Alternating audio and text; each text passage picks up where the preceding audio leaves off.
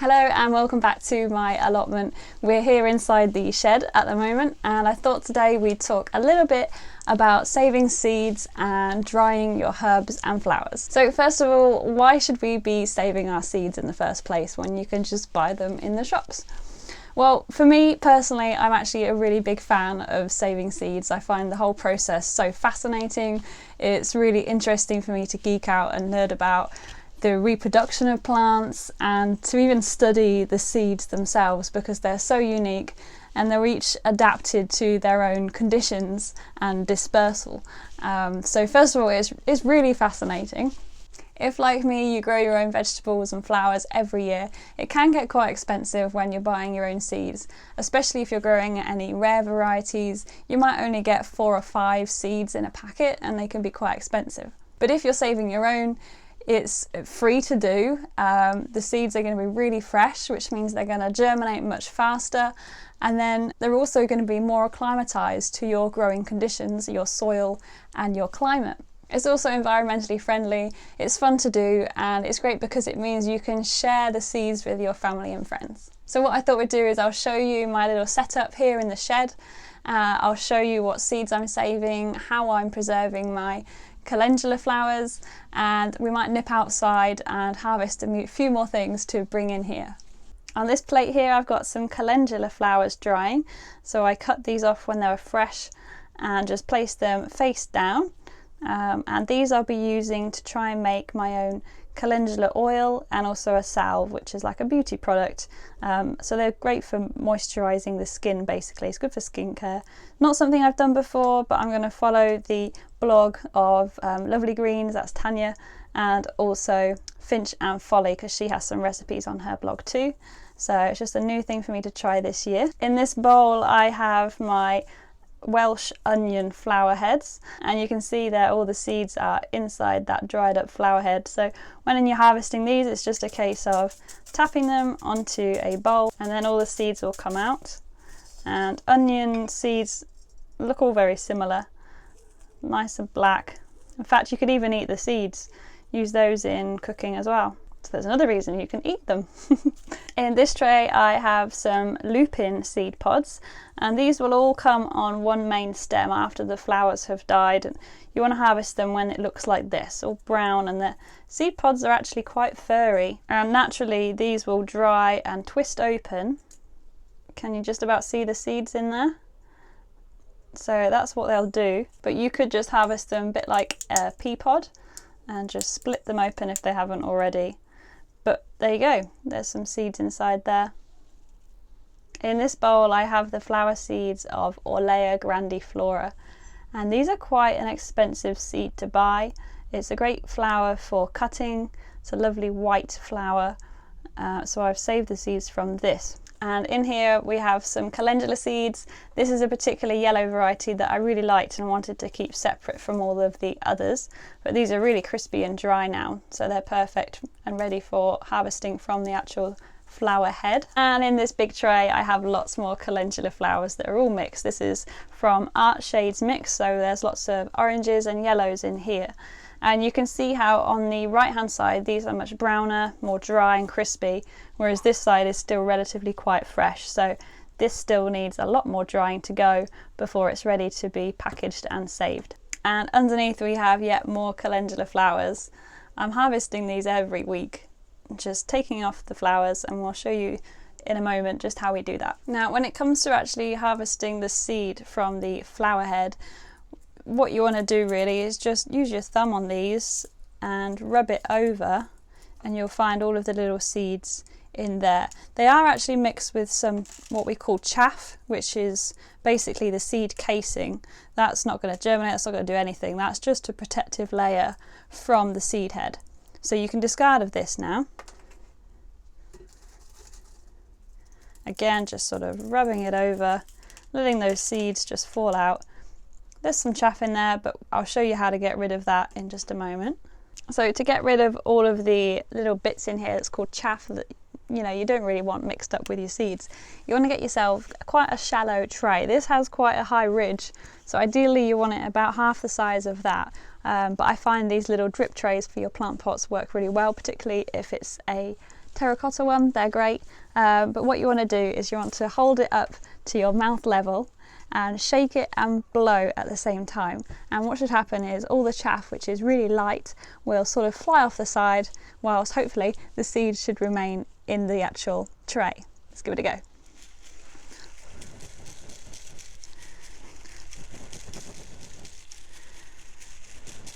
So you should be able to see the little bits flying out. And that's got rid of actually the most of it. There's still a few bits of chaff in there, but fortunately with these seeds they're quite big and you can just throw them out. You can also get a piece of paper and then divide a little seed pile and a chaff pile, you know, with a ruler or a spoon or something like that, before you then package them up. And it's just a gentle blow. You don't want to be too gusty that everything just sort of flies out. But I'm not sure if you can see, we've got mostly just seeds in there. What else is drying? Well, we've got my shallots. These are fully dried now, and I actually platted them for the first time, and I've just hung them to make a bit of a decoration in the shed before I take them home and then start using them. I've also made a little hanging system for these poppy seed heads, but these are really quite pretty. They make a really interesting shape and they're great for sort of making dried flower arrangements. And I'm actually planning to use them for some jewellery making, which I might kickstart back again around the winter time when I'm not on the allotment so much, because it's quite dark, quite cold and miserable outside. To make this, all I've done is measure the length of my shed, and I've got a bamboo cane that's sort of the right size that it fits inside a little ledge on either side, and then you just tie the little bundles and then loop it over the pole so that they hang here in front of this triple window. So it does get quite warm in here. It's not too direct sunlight though, which is great. And one thing you want to do if you're saving the seeds from these is put a bag over them. Just a brown paper bag to stop those seeds from falling out, because even with a tiny touch, believe me, they're all going to go everywhere. So I've actually bought quite a few brown paper bags and they stay now in my cupboards. I'll show you my little stash in a moment. But yeah, so what do you want to do if you want to particularly save the seed? Ideally you put this the whole way in, but can you hear that? So I'll be using the seed as well as the seed heads for these. So it's kind of a win-win. And yeah, I've already got quite a lot of seed in there.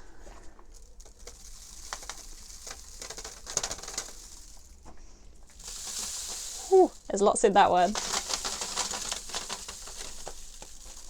And this seed is already dried. You know, these flower heads are really dry, so that's now ready for bagging. I've also got some sage drying over here, and also some achillea. And I'll be saving the seeds from these.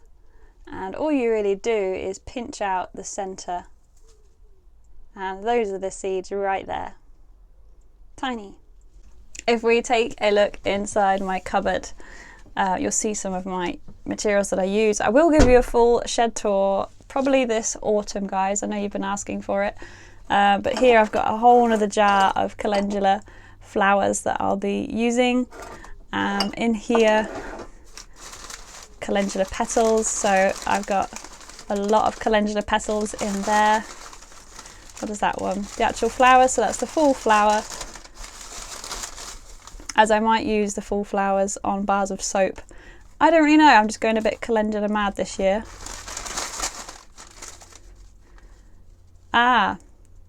Erigeron, we'll get to that a bit later. So that basket has some of my little seeds and flowers in. This one has some seeds in that I've packaged in these little brown envelopes.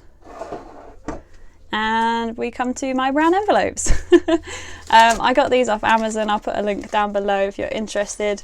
I've got two sizes. I think that's a 10 by 10 inch bag, and these are like a 7 by 7 inch bag. And I love them because they remind me of school, and we used to call it a tuck shop. I don't know what they call it in the world where you are, where you buy some sweets and put them into like a brown paper bag. So those are the things that I'm using, and when I store my seeds I'll make sure that they go into my metal container. which is down here. It's an old bread bin, and it's great because it's metal, which means that the rodents can't get in and eat the seeds, and it's kept in the shade. It's quite cool and dark down here.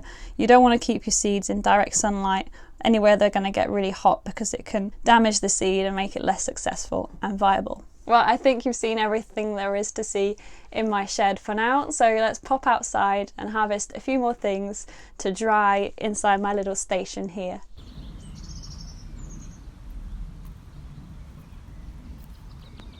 When I'm harvesting or deadheading my calendula, there's a few things that I use. So here I've got a trug, and this is for anything that goes into the compost bin, which will generally be the flower stem and the leaves. Trusty pair of secateurs, every time. A tray or something similar to put your flowers in, and I use a brown paper bag, and this is for pinching off any of the petals that have already dried. So some of the spent flowers that are just going over and turning into a seed head, you can actually pinch off those little drying petals and just chuck them into a bag. Now I've got two sort of patches here. The one down there I've already deadheaded and done, but this one here needs quite a bit of work. So as you can see, we've got a variety of flowers that are fully open.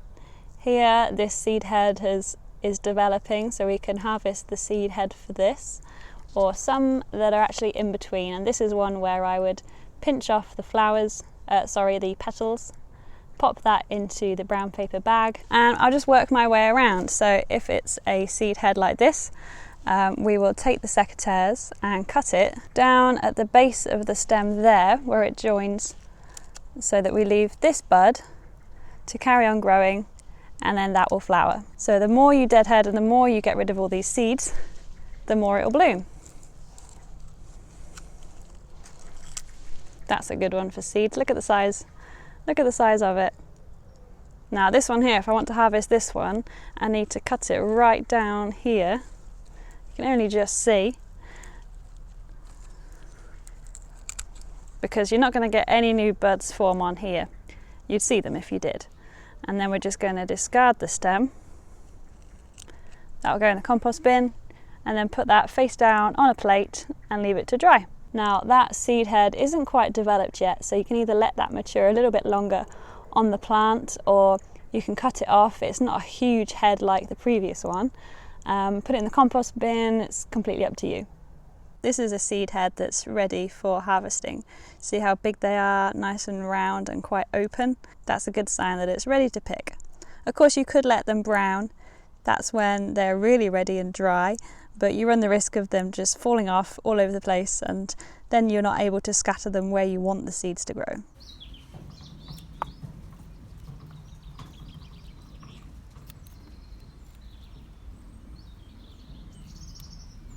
Herbs are great to dry for winter use in your soups and stews to give flavour to so many meals. And in here we've got some marjoram, some sage, some rosemary and some thyme, and some bay as well. And all of these can be saved and dried out and then used at a later date. Now in this planter here I have my Erigeron caravanskianus, which is also known as fleabane. And this beautiful little daisy flower which turns to this pink colour as it ages, and then it creates a really fluffy little seed head. And I bought these as plug plants this year and they were quite expensive, so I'm going to save my own seed from this so that I have lots more next year, because I really love it. It looks great in rockeries or on steps, but it's actually a bit of a weed in some places, so you do have to be careful if you don't really want too much of it in your garden. When you look at the table you can see all of these little fluffy little seed heads, and it's not the yellow bit, but it looks like a dandelion seed, and it's so tiny you probably can't even see. There you go.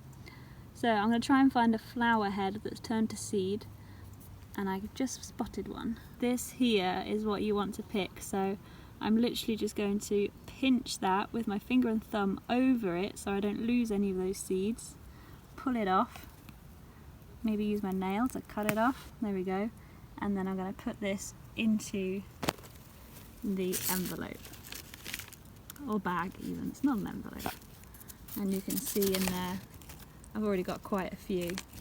You can see how these would just travel by wind, a lot like dandelions. Let's just scrub them off, there we go. Oh, where's it gone? There it is. Pinch that off. That's a better way, just pinching the seeds. Crops like beans and peas, they're really easy to save the seed from. You just let the pods mature and go really dry and let the seed dry inside before podding them and then saving the seed. Things like broad beans though, they can be really promiscuous as well as runner beans, so they could cross-pollinate. Seeds that I wouldn't save unless you have hand-pollinated them are members of the cucurbit family, so that's your squash, pumpkins, cucumbers, melons and courgettes. All of these can cross-pollinate, so if you save the seed from a non-hand-pollinated plant, you could end up with a mixture of a cucumber and a squash and a courgette all in one plant. And whilst that might sound like a fun experiment to try, in reality the results might not be what you expect and it might not taste very nice. Nasturtium flowers are another easy seed to save, and in fact if you pick them when they're still green, you can eat them, and they call it a poor man's caper, and you can pickle them. I save a lot of my chilli seeds because it's really easy to do and you get so many different varieties. All you do is scoop them out and then let them dry on a piece of baking paper. I also save my seeds each year from my tomatoes, particularly the Amish paste, and you want to pick the biggest and healthiest tomato plant to save your seeds from. And it is a bit more of a messy process than, say, the chilies, but basically you need to get them as clean as possible. And the seeds themselves actually have this strange kind of jelly-like coating around the outside of the seed, so you want to get that off and get them as clean as you can. I like to use a jar of water to sort of shake them and then rinse and then shake and rinse. You can also ferment them, but I don't use that process too often. So after you've rinsed and repeated that until you're happy that they're 100% clean, I would spread them out onto a piece of baking paper that they won't stick to let them air dry for about a week before storing them in a glass container or a brown paper envelope. In the heat of the summer you might find that some of your salad crops go to seed, and this is what lettuce looks like when it goes to flower and seed, and these are a lot like dandelion seeds, so you can just pinch off the tops, collect those and save them to sow for next year. If you like saving flowers for drying, I recommend growing straw flowers or helichrysum. I'm growing a lot of those at work where I'm drying them upside down, and we're going to use these for arrangements and decorations over winter. I don't know why I brought this into the shed. I should have probably done this outside because it's quite big, but the other day I took down one of my teepees that the sweet peas were growing up. Most of the flowers are fading now and they're producing seed pods, so I've just harvested the lot. I've actually lifted the entire thing because I've got a new bird bath and I've put that in its place. So a lot of these seed pods, the seeds haven't quite formed. You want them ideally like this one that's nice and plump. You know, it actually looks like a pea pod that you would consume, like an edible. So this one's nice and plump, so the seeds in there will be viable and great for sowing. Could try an autumn sowing with these or spring next year. But because they're still green, I'd actually leave them in the pods a little longer on a plate, let them dry, wait till they're brown, and then it's time to pop it open and harvest the seeds inside. So this is a nice big fat one that I'm going to dry. This one is not really very viable. So there you have it. I hope that gives you a little insight into how I'm saving my seeds and some flowers this year, and I hope that you're doing the same. I'd love to know what sort of seeds you're saving, or do you have a favourite seed? I mean, I really love the calendulas because they look like little sea creatures, but my one piece of advice is just make sure that your space is nicely ventilated, and if you're drying flowers like the calendula method, that you've got plenty of space around them so they're not going to go mouldy, because moisture is your enemy when you're saving seeds. You don't want it to catch any raindrops or any moisture at all, otherwise it could just turn to mould and then your seed is not viable. Thank you for joining me, and I'll see you next time.